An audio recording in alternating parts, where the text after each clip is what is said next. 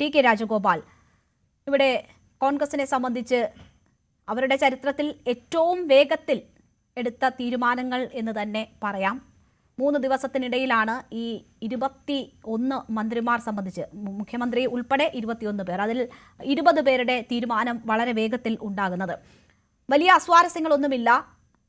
Joseph വിഭാഗം അവർക്ക് 2 മന്ത്രിമാർ വേണമെന്ന് പറഞ്ഞിരുന്നു. അതിന്റെ അതൃപ്തി അല്പം പരസ്യമാക്കി. പക്ഷേ പിന്നീട് അവർ തീരുമാനത്തിനനുസരിച്ച് നിൽക്കുന്നതാണ് കണ്ടത്. ലീഗിനെ സംബന്ധിച്ച് അവർ 5 മന്ത്രിസ്ഥാനം ആവശ്യപ്പെട്ടു. കോൺഗ്രസിന് 63 MLA ഉള്ളപ്പോഴും ലീഗിന് അത് അനുവദിച്ചു കിട്ടുന്ന സാഹചര്യമുണ്ടായി. ഘടകകക്ഷികളെയൊക്കെ ഒരുവിധം കണ്ടിട്ടുണ്ട്. മാണി സി കാപ്പൻ മാത്രമാണ് ഈ ടേം വ്യവസ്ഥയിലുള്ള എതിർപ്പ് പരസ്യമായി തന്നെ പറഞ്ഞത്. വാക്ക് പാലിക്കാൻ ശ്രമിക്കണം എന്ന കാര്യം അദ്ദേഹം പരസ്യമായി പറഞ്ഞു. അതൊക്കെ ഒഴിച്ചു നിർത്തിയാൽ ഒരു നല്ല തുടക്കം ഈ മന്ത്രിസഭാ രൂപീകരണത്തിൽ നമുക്ക് കാണാൻ പറ്റുമോ? യുവാക്കളുടെ നല്ല പ്രാതിനിധ്യമുണ്ട്. താങ്കൾ എങ്ങനെയാണ് നോക്കിക്കാണുന്നത്? ഒരു പ്രതീക്ഷ നൽകുന്ന ടീം ആണോ വി.ഡി. സതീശന്റേത്? തീർച്ചയായിട്ടും അങ്ങനെ തന്നെയാണ്. അതിന്റെ ആത്മവിശ്വാസം നിയുക്ത മുഖ്യമന്ത്രിയുടെ മുഖത്ത് കാണാനുണ്ട്. അദ്ദേഹം സംസാരിച്ചത് കണ്ടില്ലേ, മാധ്യമ പ്രവർത്തകരോട് സംസാരിച്ചത് കണ്ടില്ലേ? എത്ര വ്യക്തമായി സ്പഷ്ടമായ മറുപടിയാണ് അദ്ദേഹത്തിൽ നിന്ന് വന്നുകൊണ്ടിരിക്കുന്നത്. എല്ലാ ചോദ്യങ്ങൾക്കും പിന്നീടൊന്നും ആലോചിക്കേണ്ടി വരുന്നില്ല. എല്ലാത്തിനും കൃത്യമായ മറുപടിയാണ് അദ്ദേഹം കൊടുത്തുകൊണ്ടിരിക്കുന്നത്. ആ വലിയ ആത്മവിശ്വാസം. പിന്നെ ചെറിയ ചെറിയ പ്രശ്നങ്ങൾ ഉണ്ടാകും. ഒരു മന്ത്രിസഭാ രൂപീകരണം എന്നൊക്കെ പറഞ്ഞു കഴിഞ്ഞാൽ ഒരുപാട് ഘടകകക്ഷികൾ ഉള്ളതാണ്. അപ്പൊ ചെറിയ ചെറിയ പ്രശ്നങ്ങളൊക്കെ ഉണ്ടാകും. അതെല്ലാം പരിഹരിച്ച് പറഞ്ഞ സമയത്തിന് തന്നെ, ഏതാണ്ട് 5:30 മണിക്ക് തന്നെ ഗവർണറെ കാണുമെന്ന് പറഞ്ഞ ആ സമയത്തിന് അദ്ദേഹം പട്ടികയുമായിട്ട് ഗവർണറെ കാണാൻ എത്തുകയും ചെയ്തിരിക്കും. അപ്പൊ നാളെ 10 മണിക്ക് സത്യപ്രതിജ്ഞയുമാണ്. അദ്ദേഹം പറഞ്ഞ കൂട്ടത്തിൽ ഒരു കാര്യം കൂടെ നമുക്ക് ശ്രദ്ധിക്കേണ്ടതുണ്ട്. 60 വർഷത്തെ കേരളത്തിന്റെ ചരിത്രത്തിൽ ആദ്യമായിട്ടാണ്, 60 വർഷത്തിന് ശേഷം ആദ്യമായിട്ടാണ് ഒരു സമ്പൂർണ്ണ മന്ത്രിസഭ സത്യപ്രതിജ്ഞ ചെയ്യുന്നത്. അത് തീർച്ചയായിട്ടും UDF-ന് അഭിമാനിക്കാവുന്ന ഒരു കാര്യമാണ്. സമ്പൂർണ്ണ മുഖ്യമന്ത്രി അടക്കം സമ്പൂർണ്ണ മന്ത്രിസഭ നാളെ സത്യപ്രതിജ്ഞ ചെയ്യുകയാണ്. അതോടൊപ്പം തന്നെ മറ്റൊരു പ്രത്യേകതയുണ്ട്. ഈ നിയുക്ത മുഖ്യമന്ത്രിക്ക് ഒരു പ്രത്യേകതയുണ്ട്. അദ്ദേഹം ഇത്രയും കാലം നിയമസഭയിൽ അംഗമായിരുന്നു. ഒരു മന്ത്രിസഭയിൽ പോലും ഒരു മന്ത്രിയായിട്ട് പോലും അദ്ദേഹം പ്രവർത്തിച്ചിട്ടില്ല. ആലോചിച്ച് നോക്കണം. അദ്ദേഹം നേരിട്ട് മുഖ്യമന്ത്രിയാകുകയാണ്. അങ്ങനെ ഒരു പ്രത്യേകത കൂടെ അദ്ദേഹത്തിനുമുണ്ട്. അതോടൊപ്പം തന്നെയാണ് നമ്മുടെ പാനലിസ്റ്റുകളൊക്കെ സൂചിപ്പിച്ചതുപോലെ യുവത്വമാണ് ഈ മന്ത്രിസഭയുടെ ഒരു വലിയ മുഖമുദ്ര എന്ന് പറയുന്നത്. ചെറുപ്പക്കാരെ ധാരാളമായിട്ട് ഉൾക്കൊള്ളിച്ചിട്ടുണ്ട്. യൂത്ത് കോൺഗ്രസിന്റെ സംസ്ഥാന പ്രസിഡന്റ് അടക്കം ചെറുപ്പക്കാരെ ധാരാളമായിട്ട് ഇതിനകത്ത് സഭ ലിസ്റ്റിനകത്ത് വന്നിട്ടുണ്ട്. അതൊരു വലിയ പോസിറ്റീവാണ്. അതൊരു പോസിറ്റീവ് സിഗ്നൽ തന്നെയായിട്ടാണ് എനിക്ക് തോന്നുന്നത്. അതുകൊണ്ടാണ് ഞാൻ പറഞ്ഞത്, മന്ത്രിസഭയ്ക്ക് ഒരു നല്ല തുടക്കം എന്ന് തന്നെ നമുക്ക് ഇതിനെ വിശേഷിപ്പിക്കാവുന്നത് അതുകൊണ്ട് തന്നെയാണ്. ഇപ്പൊ നാളെ അതുപോലെ തന്നെ പ്രതിപക്ഷ പാർട്ടികളെ ചേർത്ത് പിടിച്ചിരിക്കുന്നു. അദ്ദേഹം പറഞ്ഞത് കേട്ടില്ലേ? നാളെ LDF-ന്റെ പ്രതിപക്ഷ നേതാവ് ശ്രീ പിണറായി വിജയൻ അദ്ദേഹം വരെ സമ്മതിച്ചിട്ടുണ്ടെന്നാണ് പറയുന്നത്.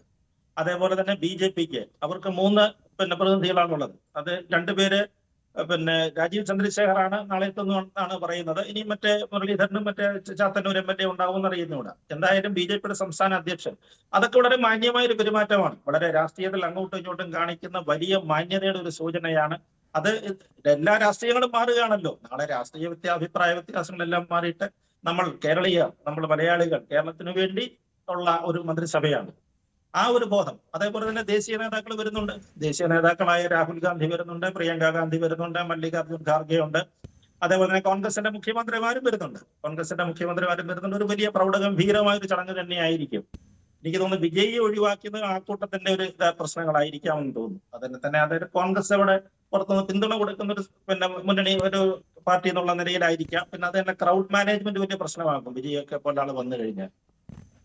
എന്തായാലും നല്ല തുടക്കം തന്നെയാണ് ഈ മന്ത്രിസഭയെ മുഖങ്ങളെ വെച്ചിട്ടുള്ള ഒരു പരീക്ഷണം. അതൊരു വലിയ കാര്യം തന്നെയായിരുന്നു. അതോടൊപ്പം തന്നെ ശ്രീ KC വേണുഗോപാൽ സംഘടനാ ജനറൽ സെക്രട്ടറി അദ്ദേഹം ഇവിടെ തന്നെയുണ്ട്. അദ്ദേഹം ഇത്തരം എല്ലാ കാര്യങ്ങൾക്കും മോണിറ്റർ ചെയ്തുകൊണ്ട് അദ്ദേഹം സ്ഥലത്തുണ്ട്. ഇനിയിപ്പോ നമ്മൾ അറിയാൻ കാര്യം എന്ന് പറഞ്ഞാൽ അദ്ദേഹത്തോടൊപ്പം മാധ്യമപ്രവർത്തകർ ചോദിച്ചല്ലോ, എന്താണ് നാളത്തെ പ്രഖ്യാപനം? എന്തായാലും കുറച്ച് ജനകീയ പ്രഖ്യാപനങ്ങൾ ഉണ്ടാകും. അതെല്ലാം പ്രകടന പത്രികയിൽ പറഞ്ഞിരിക്കുന്ന പ്രഖ്യാപനങ്ങളാണ്. അതിനകത്തിന്റെ 1-2 എണ്ണം എന്തായാലും തീർച്ചയായിട്ടും പ്രഖ്യാപിക്കേണ്ടി വരും. പക്ഷെ അതിനെക്കുറിച്ചൊക്കെ ചോദിച്ചപ്പോൾ അത് ഒരു ചെറിയ മൗനത്തിലാണ്. മൗനം എന്ന് പറഞ്ഞു കഴിഞ്ഞാൽ അങ്ങനെ ഇപ്പം തുറന്നു പറയാനുള്ള ഒരു സാഹചര്യങ്ങളോ സമയങ്ങളോ ആയിട്ടില്ല. വലിയ ജനകീയ പ്രഖ്യാപനങ്ങൾ ഉണ്ടാവും. ഒരുപക്ഷെ ക്ഷേമ പെൻഷന്റെ കാര്യങ്ങളിൽ അതേപോലെ തന്നെ ബസ് യാത്ര, സ്ത്രീകൾക്കുള്ള ബസ് സൗജന്യ യാത്രയുടെ കാര്യങ്ങളിലാണെങ്കിൽ, അതേപോലെ നിന്ദിര ക്യാൻറ്റീനുകൾ കേരളം മുഴുവൻ വ്യാപിപ്പിക്കുന്ന ഒരു കാര്യത്തെ സംബന്ധിച്ച്, ഇൻഷുറൻസ് പദ്ധതി, അങ്ങനെ ഒത്തിരി കാര്യങ്ങളുണ്ട്. ഒരുപാട് കാര്യങ്ങൾ പ്രഖ്യാപിച്ചിട്ടുണ്ട്.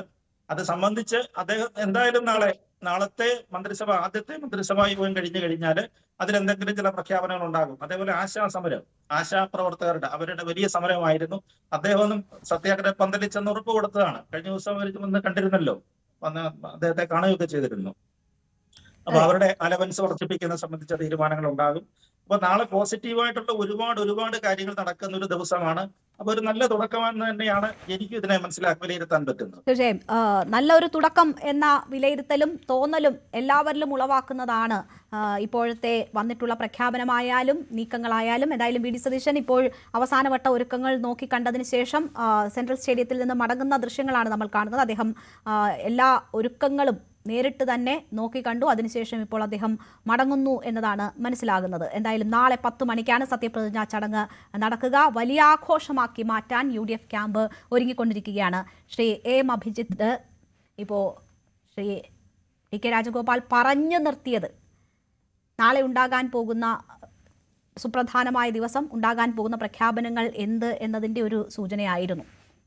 അതിനു മുൻപ് ഈ വകുപ്പുകൾ സംബന്ധിച്ചുള്ള തീരുമാനം, ഇന്ന് വി ഡി സതീശനോട് അക്കാര്യങ്ങളെക്കുറിച്ച് ചോദിക്കുമ്പോൾ ഗവർണറെ അറിയിക്കും, അതിനുശേഷം അത് പ്രഖ്യാപനമായി വരും, നോട്ടിഫിക്കേഷനായി വരും എന്ന് പറയുന്നു. വിസ്മയങ്ങൾ പ്രതീക്ഷിക്കാം എന്നതാണ് പറയുന്നത്. അപ്പോൾ വകുപ്പുകളുടെ കാര്യത്തിൽ ഇനി കൂടുതൽ ചർച്ചകൾ നടക്കേണ്ടതുണ്ടോ? എന്തുകൊണ്ട് ഇതിനോടകം ഒരു തീരുമാനമായില്ല എന്ന് വെച്ചാൽ അതിൽ ചില കടുംപിടുത്തങ്ങൾ പലരും നടത്തുന്നുണ്ട് എന്ന സൂചനകളുണ്ട്. അത് ഇനി കീറാമുട്ടിയാകാനുള്ള സാധ്യതയുണ്ടോ? വലിയ ചർച്ചകൾ അതിനു വേണ്ടി വരുന്നൊരു സാഹചര്യമുണ്ടോ?